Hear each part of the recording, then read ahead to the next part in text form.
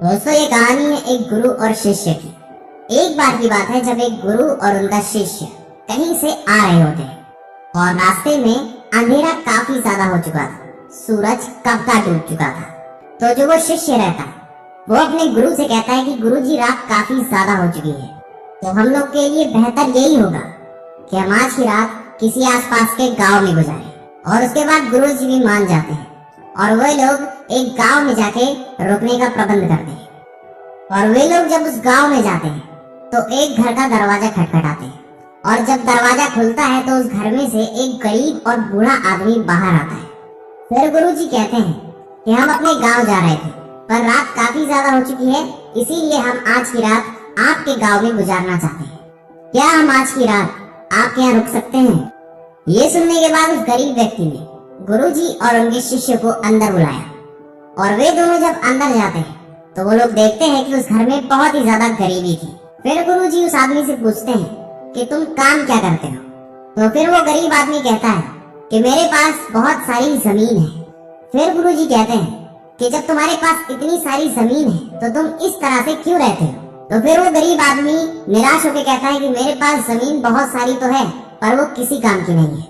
गांव वाले कहते हैं कि ये जमीन बंजर है, इसमें कुछ भी नहीं उग सकता है। और गांव वाले ये भी कहते हैं कि वहाँ पे फसल उगाने का प्रयास करना और उस बंजर जमीन का सौदा करना ये बेवकूफी है।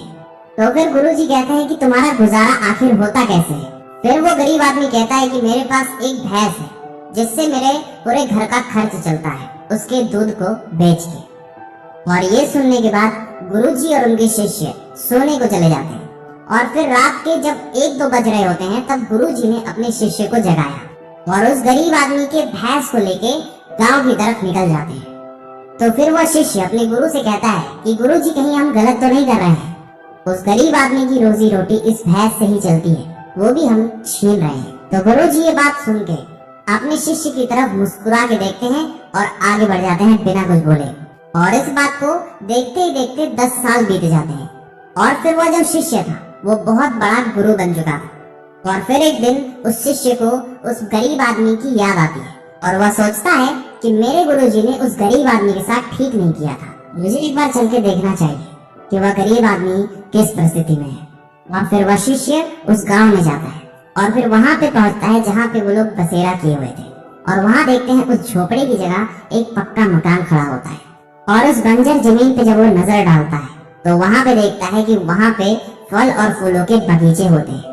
और तभी इतने में ही उस जमीन का मालिक आता है और वह जो शिष्य रहता है उस गरीब आदमी को देख के पहचान जाता है और उस जमीन के मालिक से कहता है कि हम तुम्हारे यहाँ आए हुए थे। 10 साल पहले की बात है जब हम लोग रात में रुके थे और मेरे गुरुजी ने तुम्हारी भैंस को अपने साथ ले गए थे। और उस जमीन का मालिक कहता है कि उस रात आप लोग कहाँ चले गए थे? और उसी रात मेरी भैंस भी गायब हो गई थी और फिर मेरे पास कोई रास्ता नहीं बचा। और फिर मैंने अपने जमीन पे मेहनत करी और देखते ही देखते उसमें फल उगना, अनाज उगना चालू हो गया। और आज मैं इस गांव का सबसे बड़ा और सबसे धनवान आदमी। और ये बात सुन के ही शिष्य के आंखों में आंसू आ जाते हैं अपने गुरुजी के लिए। और उस शिष्य को अपने गुरु की बात पूरे 10 साल बाद समझ में आती है, जिसकी वजह से वो भावुक होके वहीं पे रोने लगता है।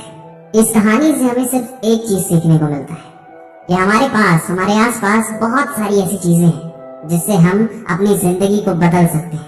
बस सही समय पे सही चीज को पहचानने का हुनर होना चाहिए।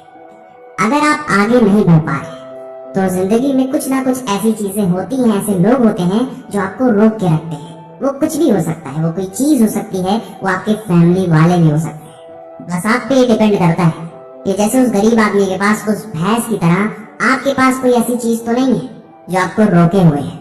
उसको पहचानिए और लाइफ में आगे बढ़िए। उम्मीद करते हैं आपको ये स्टोरी पसंद आई होगी। इंस्पायरिंग स्टोरी से जुड़ने के लिए आप हमारे YouTube चैनल को सब्सक्राइब भी कर सकते हैं। अभी के लिए बस इतना ही था। अभी के लिए शाइनिंग ऑफ इंस्पायरिंग स्टोरी।